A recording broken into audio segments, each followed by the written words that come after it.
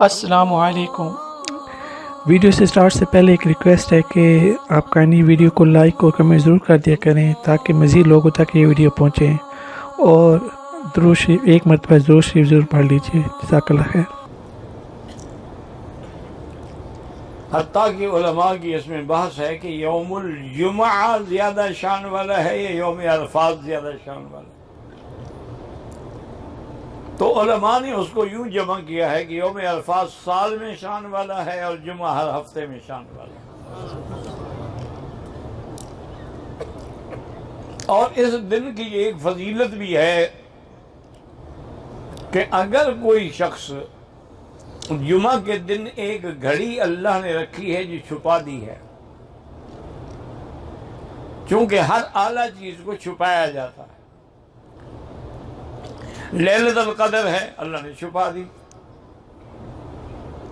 کہ لیلۃ القدر تو ہے لیکن کب ہوگی، لا یعلمها الا اللہ، اللہ کے سوا کوئی نہیں جانتا۔ ہو سکتا ہے کبھی 21 میں ہو، کبھی 23 میں ہو، کبھی 25 میں ہو، کبھی 27 میں ہو۔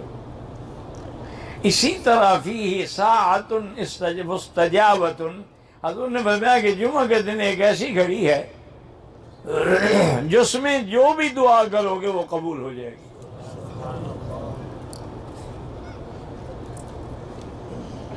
اب اس میں اختلاف ہے کہ بھی وہ گھڑی کب ہے۔ بعض علماء نے یہ لکھا ہے کہ امام جب منبر پہ خطبے کے لیے بیٹھتا ہے، ابھی اذان ہوتی ہے، خطبہ شروع نہیں ہوتا، اسی اثناء میں وہ گھڑی ہے۔ اور بعض علماء نے لکھا ہے کہ امام جب خطبہ ایک دینے کے بعد بیٹھتا ہے اور دوسرے خطبے کے اٹھنے کے لیے درمیان میں جو وقفہ ہے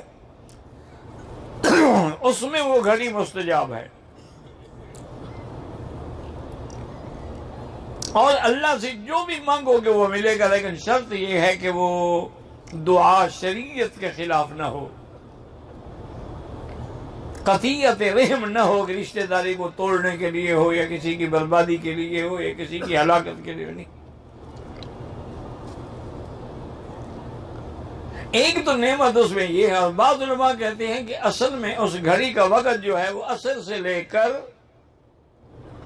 مغرب تک ہے، اس میں وہ گھڑی ہے۔ تو اس کا بہتر حال یہ ہے کہ جو میرے بزرگ عمرے پہ یا حج پہ تشریف لائے ہیں، آپ کو تو یہاں کوئی کام نہیں ہے، اگر آپ لوگ مسجد میں، مسجد الحرام میں، یا جس مسجد میں آپ نے جمعہ پڑھا ہے، یا جمعہ پڑھ کے کھانا وانا کھا کے عصر کے لیے آئے ہیں، اب عصر سے بیٹھ جائیں اور مغرب تک ذکر کرتے آئیں، اور اسی میں وہ دعا مانگیں، اور پہلے سے یہ نیت کر لیں کہ اس دعا کے لیے میں بیٹھ رہا ہوں، کہ میں نے آج اللہ سے یہ مانگنا ہے۔ ایک نعمت تو جمعہ کے دن میں یہ ہے کہ اس میں ایک گھڑی ہے مستجابہ جس میں دعا قبول ہوتی ہے۔ ویسے بزرگوں ایک بات یاد رکھو کہ دعا جو بھی ہم کرتے ہیں وہ ساری قبول ہوتی ہیں، کوئی بھی رد نہیں ہوتی، لیکن قبول ہونے کا معنی یہ ہے کبھی تو ہم جو مانگتے ہیں وہ مل جاتا ہے، کبھی ہم دعا مانگتے ہیں وہ تو نہیں ملا، لیکن اس کی وجہ سے اللہ ہمارے اس ذمے پہ مصیبت آنے والی تھی اس کو ٹال دیتے ہیں۔ اور تیسری صورت اس کی یہ ہے کہ اللہ فرماتے ہیں کہ میرے بندے کے نامہ اعمال میں رکھ دو، اس دعا کا بدلہ میں اس کو قیامت میں دوں گا، یعنی ملے گا ضرور۔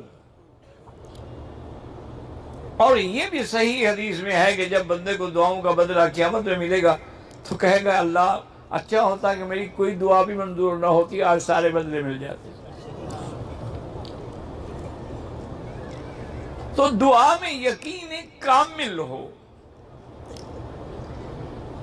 اگر دعا میں آپ خود ہی متذبذب ہیں پتہ نہیں مدت ہو گئی ہے جی مانگتے ہوئے ابھی تک تو نہیں ملی، خدا جانے کیا وجہ ہے، یا کہتے ہیں بعض جاہل تو کہہ دیتے ہیں اللہ بھی ہماری سنتا ہی نہیں۔ یہ تو کفر ہے، اللہ تو سب کی سنتے ہیں، وہ تو کافروں کی بھی سنتے ہیں، وہ تو جانوروں کی بھی سنتے ہیں،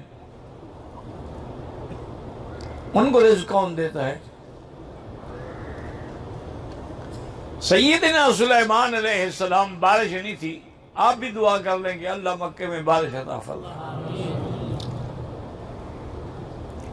دل سے دعا کر لیں۔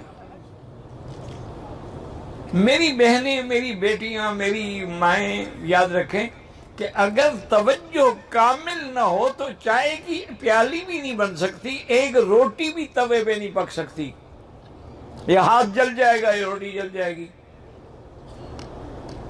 تو اللہ کی طرف توجہ نہ ہو کہتی ہے دعا منظور نہیں ہوتی۔ توجہ ہو اور یقین ہو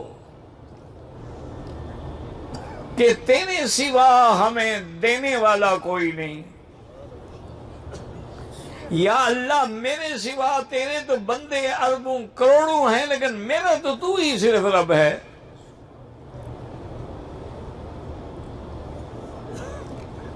یقین کامل سے دعا کریں۔ مزید اسلامی واقعات اور بیانات کے لیے ہمارے چینل کو سبسکرائب کرنا مت بھولیے اور لیٹسٹ اپڈیٹ کے لیے بیل آئیکن پر کلک کرنا مت بھولیے۔ جزاک اللہ خیر۔ السلام علیکم۔